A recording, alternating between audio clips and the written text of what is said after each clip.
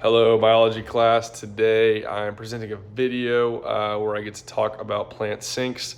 And the sink that I have specifically chosen is the common potato, primarily because it was the only thing that I really had in my house. But basically, a potato is not just a plant sink, but it is also considered technically a tuber. That is the example that it is.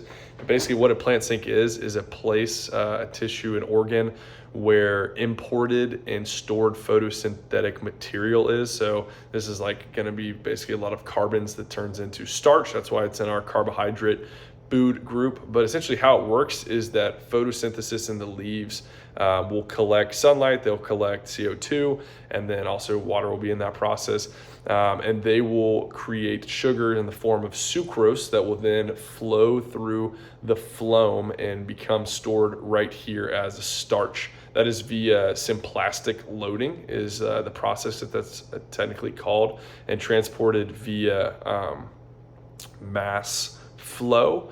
And so that is driven by osmotic pressure differences, essentially, is how the actual movement of the sucrose is going to form. But then once it is in that space, it's going to be stored as like a long-term carbon solution in the form of starch. And so typically the kind of place that you're going to find these, and they'll also vary depending on size and everything because of the availability of nutrients. So if there's a lot of sunlight, or scarce sunlight, if the soil is too dry or too moist, then it's kind of going to impact the size and health of a potato. But that's kind of where the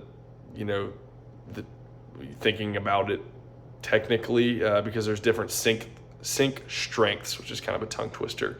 But basically it just means like not only does the organ have the ability to receive sugars, but also how to kind of like balance them and store them long term. And if it's going to need them to continue to produce, then sometimes it can like draw from them if there's like a drought condition or something like that.